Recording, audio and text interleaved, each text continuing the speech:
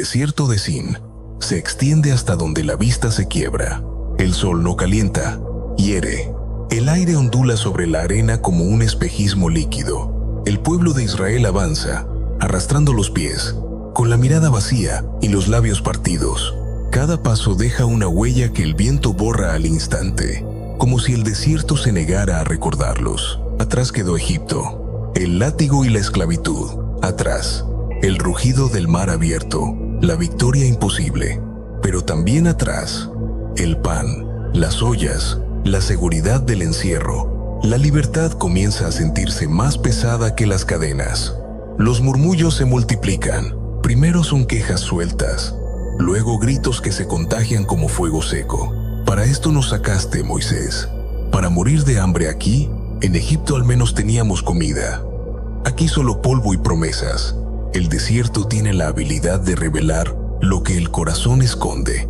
Y lo que ahora se muestra no es fe, es miedo. Moisés escucha en silencio. Aarón intenta calmar a la multitud, pero las palabras se ahogan entre rugidos de frustración. El líder siente el peso de miles de miradas cargadas de desesperación. Levanta la vista hacia el horizonte, donde el cielo vibra en un azul que parece quemar, y habla con la voz de quien ya no tiene fuerzas, pero aún tiene fe. Señor, ¿qué haré con este pueblo? ¿Hasta cuándo dudarán de ti? Entonces el viento se detiene, la arena parece escuchar, y la voz de Dios se abre paso entre el silencio. Yo haré llover pan del cielo para ustedes. Cada día recogerán lo que necesiten. Así los probaré, para saber si caminan conmigo o contra mí. No hay truenos ni relámpagos, solo una quietud que pesa más que un trueno. Una promesa invisible que se posa sobre el desierto como una semilla. Esa noche, el campamento duerme inquieto, el aire cambia, y un murmullo de alas corta la oscuridad. Miles de codornices descienden, cubriendo la arena con un manto vivo. El pueblo corre, las atrapa, grita, ríe, come. Durante unas horas, la desesperación se convierte en banquete, pero el cielo guarda un segundo milagro, uno más silencioso y profundo. Al amanecer, el desierto parece cubierto de escarcha. Una capa fina, brillante, cubre el suelo donde la arena antes ardía. Los primeros que salen de sus tiendas se detienen, confundidos. No es polvo, ni sal, ni nieve. Es algo que nunca vieron. Se agachan, lo tocan, lo prueban. Tiene un sabor dulce, leve, inacible. ¿Manú?, preguntan. ¿Qué es esto?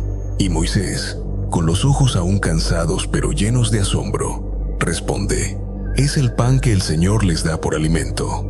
El pueblo recoge con cuidado, obedeciendo la orden, solo lo necesario para cada día.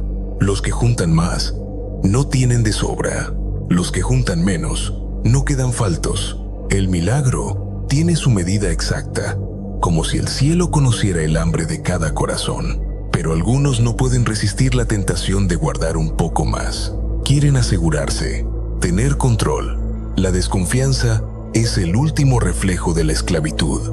Al amanecer siguiente, los granos guardados se pudren, se llenan de gusanos, y el aire se llena de un olor amargo que recuerda la desobediencia. Dios les está enseñando a confiar, no a calcular. La fe no se acumula, no se guarda en frascos ni en bolsas.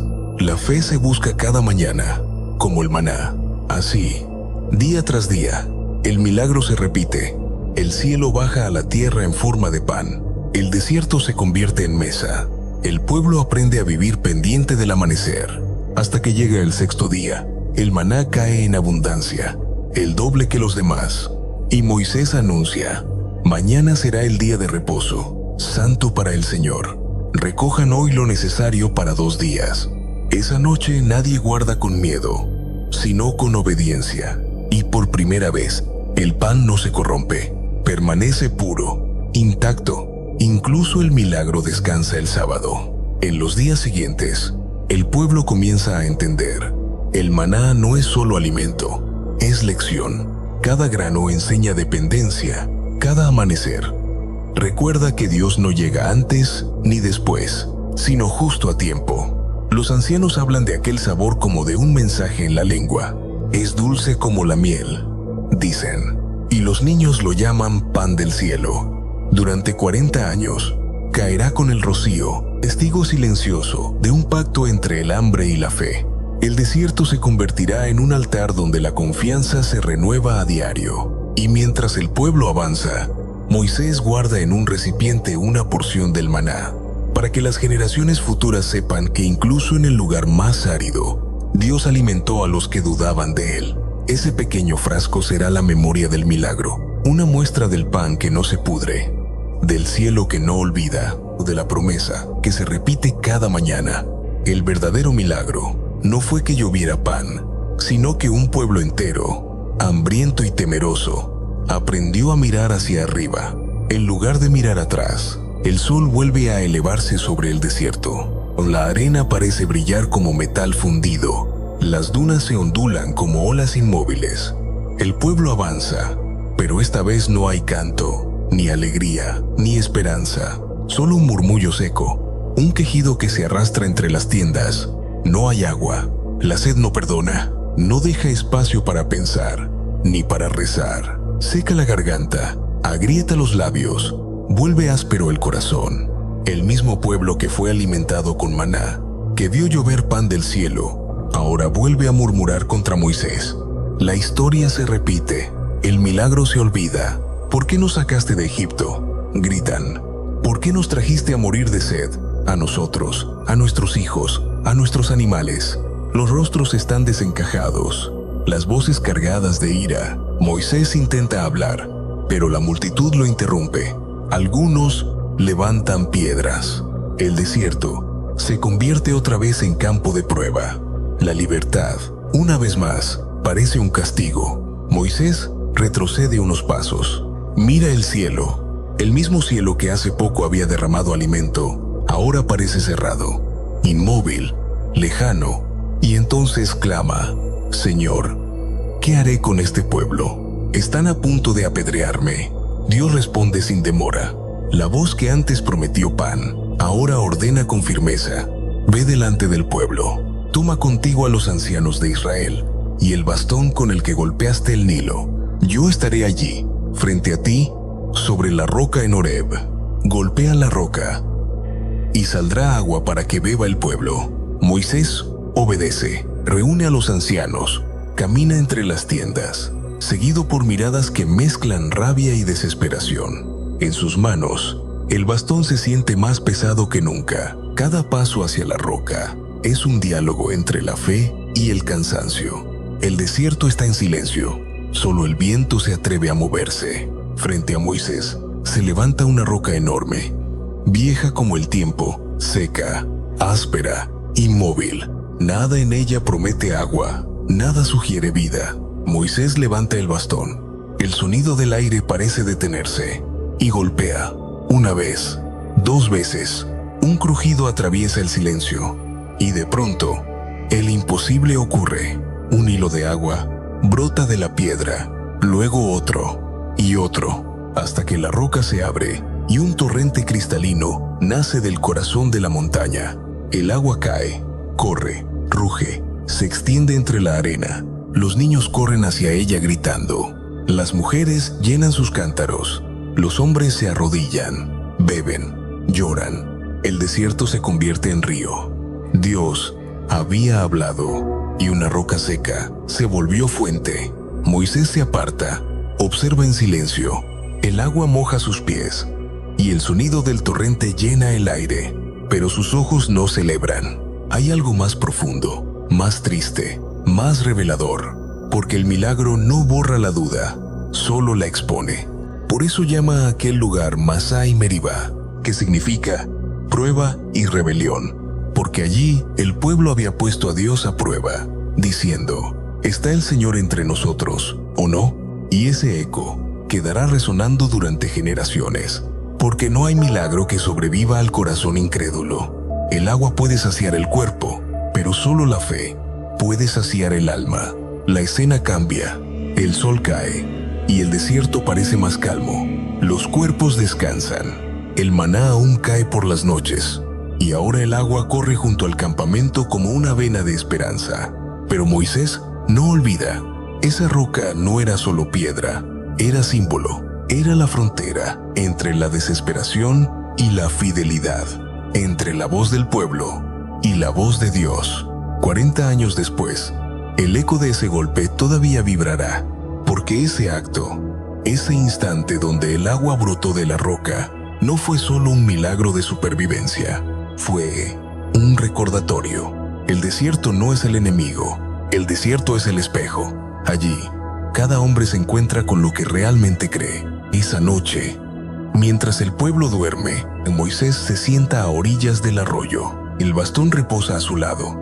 El agua brilla bajo la luna, reflejando un cielo limpio, como si Dios los estuviera observando desde las profundidades del mismo manantial. El profeta piensa en el precio de la fe, en lo que significa liderar a quienes no quieren creer y en lo que significa obedecer cuando uno mismo también siente sed. El viento sopla y las llamas de las antorchas tiemblan. El agua sigue fluyendo, inagotable, no por la fuerza del golpe, sino por la constancia de una promesa.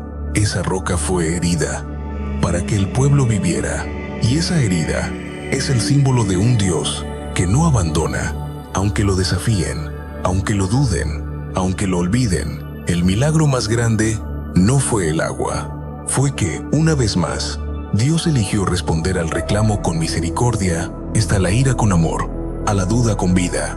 Y así, entre la piedra abierta y el agua que corre, el pueblo de Israel aprendió que la fe no siempre se siente, pero siempre fluye cuando se golpea en el lugar correcto. El desierto parece dormir, el agua corre aún desde la roca, el maná cae cada mañana y el pueblo por fin respira un poco de calma. Pero en el horizonte, el peligro se acerca, no con hambre, sino con espadas. Amalek, una tribu salvaje, despiadada, acostumbrada al saqueo, los primeros en atreverse a atacar al pueblo de Dios. Nadie los esperaba. Aparecen como sombras entre las dunas, con gritos de guerra y lanzas relucientes. El desierto vuelve a estremecerse. Moisés observa desde una colina. El polvo se levanta como humo de batalla. Los gritos se mezclan con el sonido metálico del choque de armas. Y entonces el profeta comprende. El desierto ya no solo prueba la fe, ahora prueba el valor. Josué dice con voz firme: elige a algunos hombres y sal a pelear contra Amalek. Mañana yo estaré en la cima del monte, con el bastón de Dios en mis manos. Oh Josué, asiente. Sus ojos brillan con determinación. El joven guerrero sabe que no es una lucha solo de cuerpos, es una batalla de obediencia y destino. Al amanecer, el cielo arde con tonos rojos, el aire huele a hierro y arena. Josué desciende al valle con los suyos. Moisés sube a la colina, acompañado por Aarón y Hur. En su mano, el mismo bastón que partió el mar y golpeó la roca, la vara que representa la autoridad del cielo sobre la tierra. Cuando el bastón se eleva, el viento cambia, las lanzas israelitas brillan y el ejército de Josué comienza a ganar terreno. Pero cuando el brazo de Moisés se cansa y cae, Amalek avanza. Una y otra vez ocurre lo mismo. El profeta comprende: la victoria no depende de la espada, sino de la fe sostenida. Aarón y Hur lo miran, ven cómo tiembla su brazo, cómo el sudor le cubre el rostro. Entonces colocan una piedra bajo él para que se siente, y cada uno toma un brazo y lo sostiene en alto. 3 hombres en una colina, tido un pueblo entero peleando abajo, y entre ellos un hilo invisible de obediencia que sostiene la victoria. El día avanza, el sol quema, el polvo ciega, pero los brazos de Moisés permanecen erguidos hasta el ocaso. Y cuando el sol se esconde, el grito de triunfo retumba sobre el valle. Amalek ha sido derrotado. Josué levanta la mirada. En la distancia, ve la silueta del profeta, o sus manos, aún extendidas hacia el cielo. Comprende que el poder no estaba en las armas, sino en la perseverancia de la fe. Moisés clava el bastón en la tierra, y allí, en medio del desierto, levanta un altar. Lo llama Yahvé Nisi. El Señor es mi estandarte. una declaración eterna. La victoria pertenece a Dios. Los días pasan, el campamento se estabiliza, los hombres reparan sus tiendas, las mujeres preparan pan, los niños juegan junto al arroyo. Y un día, entre las caravanas que se acercan desde el oriente, aparece una figura conocida, Jetro, el suegro de Moisés. Llega con Séfora, la esposa del profeta, y los 2 hijos que Moisés había dejado atrás. El reencuentro es sereno, humano, lleno de gratitud. Jetro escucha todo lo que Dios ha hecho: las plagas, el mar, el maná, el agua, la batalla, y al oírlo, eleva los ojos al cielo y dice: ahora sé que el Señor es más grande que todos los dioses. Ofrece un sacrificio en agradecimiento, y el desierto vuelve a oler a fuego y paz. Pero su mirada sabia percibe algo más. Observa a Moisés al día siguiente y lo ve agotado. Desde el amanecer hasta el anochecer, el profeta escucha las quejas del pueblo, discute, juzga, media, decide. Miles lo rodean con problemas, disputas, preguntas, y Jetro comprende lo que Moisés aún no ve. El liderazgo lo está consumiendo. ¿Qué es esto que haces con el pueblo?, pregunta. ¿Por qué te sientas tú solo, mientras todos esperan desde la mañana hasta la noche? Moisés suspira, porque el pueblo viene a mí para consultar a Dios. Ellos me traen sus causas, y yo les muestro las leyes y los caminos del Señor. Jetro asiente, pero su voz se vuelve firme, casi paternal. No está bien lo que haces. Te agotarás, tú y el pueblo contigo. Esto es demasiado pesado para ti solo. El silencio pesa. Moisés baja la mirada, y el anciano continúa: escucha mi consejo, y Dios estará contigo. Enséñales las leyes y los caminos, pero elige entre el pueblo hombres capaces, temerosos de Dios, fieles y justos.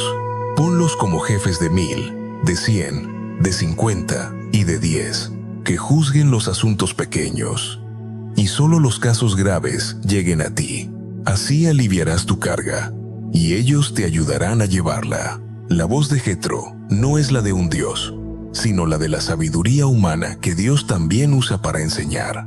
Y Moisés entiende, porque incluso el profeta necesita consejo. Incluso el líder más fuerte necesita aprender a delegar. Ese día, Israel cambia. El pueblo deja de depender solo de un hombre y comienza a organizarse como una nación. El caos se convierte en orden, la multitud en estructura, el sueño en sistema. Jetro sonríe. Su tarea está cumplida. Bendice a Moisés. Vuelve a su tierra, y el profeta queda mirando el horizonte, sabiendo que algo ha cambiado para siempre. Ya no camina solo. La carga sigue siendo pesada, pero ahora, compartida, se vuelve posible. El desierto guarda silencio. La roca sigue brotando agua, el maná sigue cayendo, y el bastón de Dios permanece clavado en la tierra, testigo de una historia que apenas comienza. El pueblo se fortalece. Han aprendido a creer, a luchar, a descansar y a escuchar. Y mientras el viento sopla entre las tiendas, una certeza se levanta sobre el polvo de tú. La fe que se mantiene en alto y vence, la obediencia que escucha, consejo, prospera, y el pueblo que confía, camina hacia la promesa.